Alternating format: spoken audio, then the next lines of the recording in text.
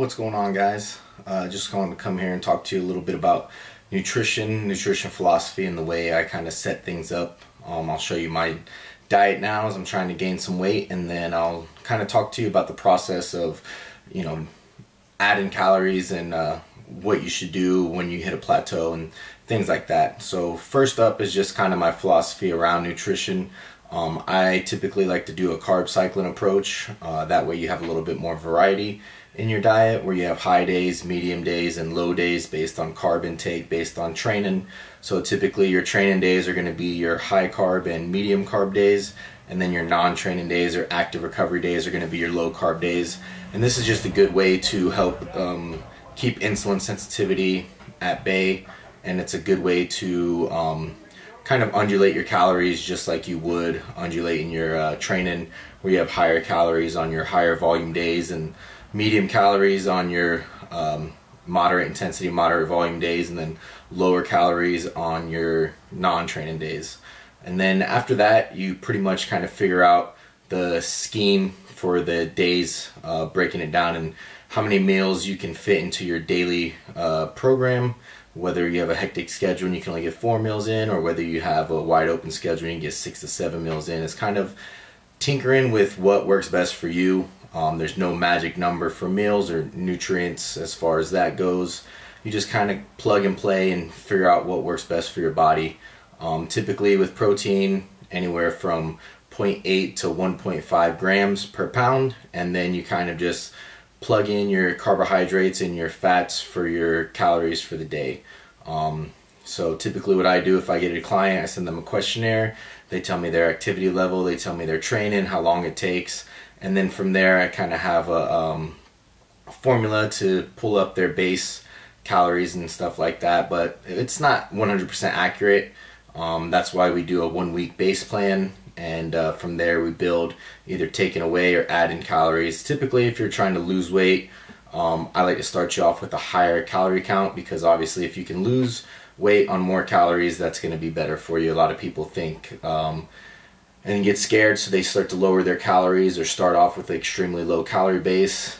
This is only going to set you up for failure, because as soon as you hit a plateau, you either got to increase your cardio or lower the calories even more. So if you can start off with higher calories, you're going to be better off. And kind of the same approach with weight gain. I'll take kind of their current diet and add maybe 500 calorie surplus to that. Not a lot. You don't want to just completely overload them. If they're eating 2,500 calories a day, you're not just going to bump it up to 5,000 to start their weight gain program.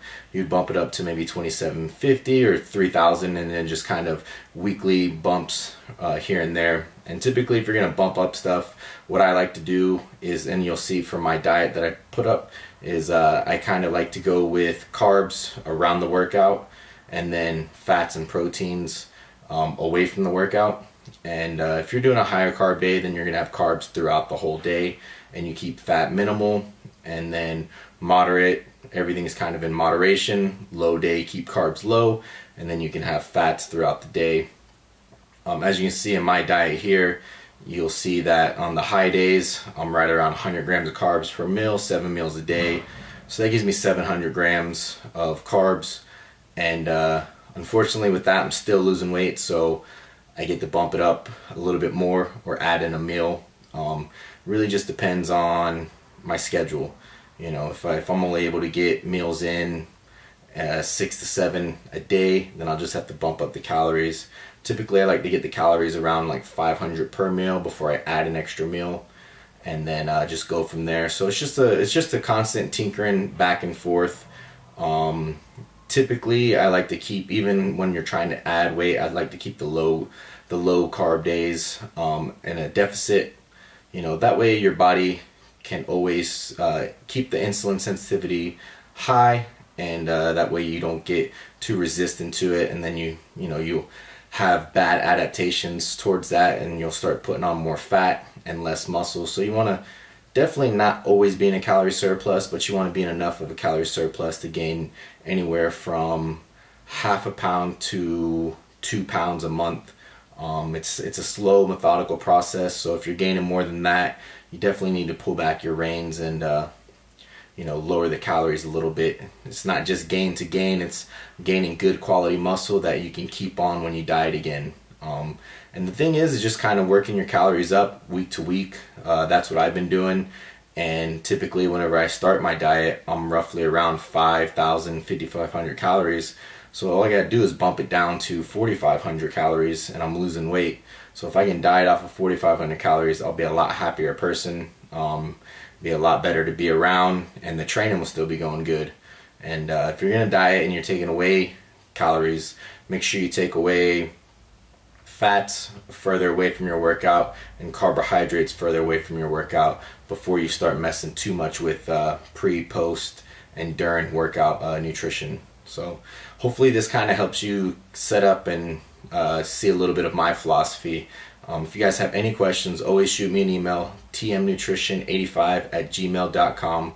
Working on a new website, getting that up and running, working on some t-shirts. Should have those in the next couple weeks, so if you want to pre-order them, you can shoot me an email or just send through PayPal. They're $20 plus $5 shipping, tmontk@yahoo for PayPal, and make sure you include your size and quantity and shipping address. So until next time guys, take care.